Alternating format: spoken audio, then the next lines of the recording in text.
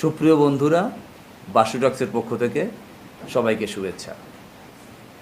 কখনো কখনো মানুষের জীবনে এমন কিছু শব্দ বা কথা কানে লেগে যায় যেগুলো শোনার পরে তার গোটা জীবনটাই পরিবর্তন হয়ে যায়। এই পরিবর্তন যে হয় এটাকে ইংরেজিতে আমরা বলি লাইফ চেঞ্জিং কোট, বা বাংলা যেটাকে অনুপ্রেরণা বলে। তেমনই একটা অনুপ্রেরণার গল্প আজ আমি আপনাদের সাথে শেয়ার করছি। মুর্শিদাবাদের জমিদার লালাবাবু, যার আসল নাম কৃষ্ণচন্দ্র সিংহ, তিনি খুব প্রভাবশালী ছিলেন এবং অহংকারীও বটে। তিনি একসময় মনে করতেন যে তার থেকে ধনবান বা সম্পদশালী মানুষ এই ভারতবর্ষে দ্বিতীয়টি নেই। সেই ভাবনা থেকে তার কিছুটা অহংকারবোধ, এবং এই অহংকারবোধ থেকে তার চলাফেরায় অনেকটা দাম্ভিকতা প্রকাশ পেত, অনেকটা উচ্ছৃঙ্খল বলতে পারি আমরা। একদিন বিকালবেলায় ঘোড়ার পিঠে চড়ে তিনি বাইজি বাড়ি যাচ্ছেন।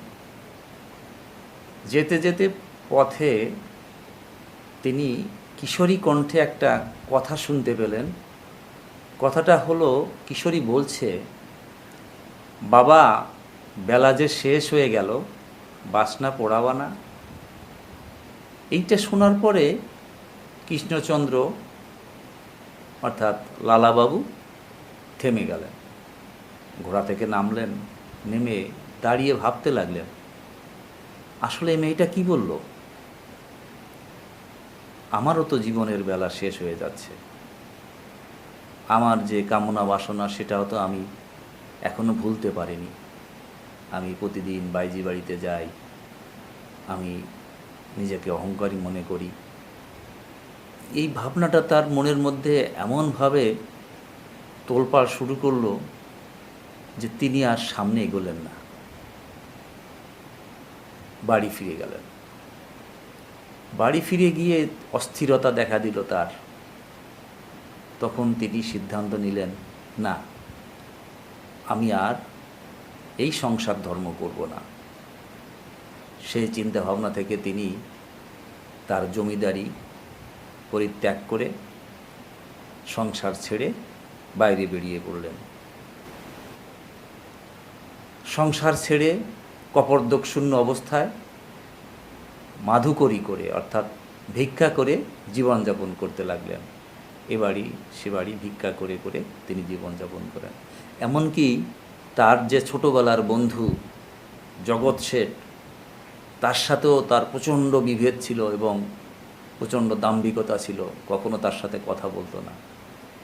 তার বাড়িতেও সে ভিক্ষা করতে গেছিল। যাই হোক, আরও অনেক গল্প, অনেক কথা তার জীবনে, আমি ওই দিকে না যাই। তিনি এই সংসার ছেড়ে, জমিদারি ছেড়ে এক সময় বৃন্দাবন চলে গেলেন। ভারতের উত্তরপ্রদেশের বৃন্দাবন ধাম, সেখানে গিয়ে তিনি বৈরাগ্য জীবন যাপন করলেন। আর জমিদারিতে ফিরে এলেন না, সংসার ধর্ম আর গ্রহণ করলেন না।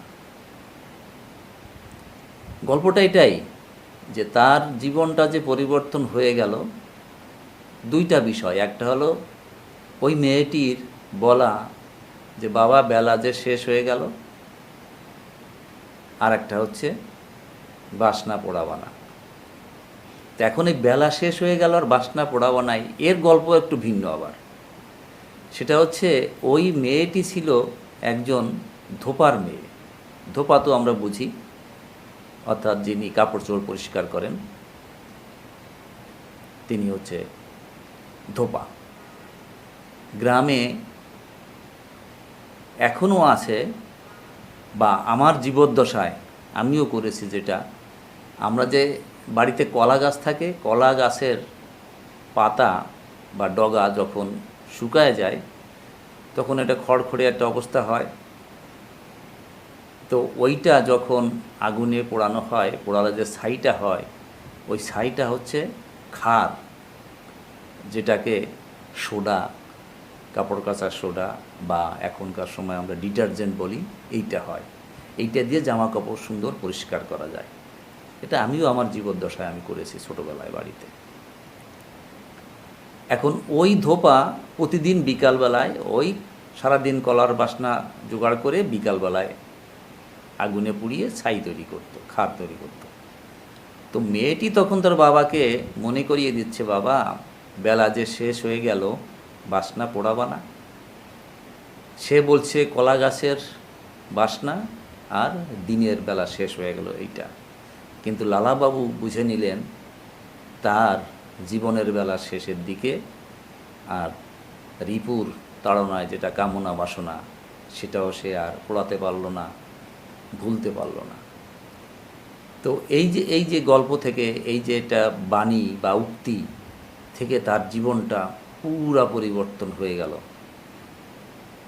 এক জমিদারি থেকে পথের ভিখারি হয়ে গেলেন। অবশ্য এটা অনেকেই বলেন যেটা এটা ইতিবাচক একটা বিষয়, যে তার আধ্যাত্মবোধ বা ঈশ্বর চেতনায় তিনি মগ্ন হন। অনেকে এটাকে ভালো বলেন এবং ভালো মনে করেই এই উপাখ্যানটা রচিত হয়েছে। তো বন্ধুরা, আজ এই পর্যন্ত। এরকম অসংখ্য গল্প আমাদের বিশ্ব মাঝে আছে যেগুলো আমরা জানি, এবং সেই গল্পেরগুলোই আমাদের জীবনে আমাদের অনুপ্রেরণা যোগায়। তো পরবর্তীতে কোনো একদিন হয়তো আরও একটা গল্প নিয়ে আসব।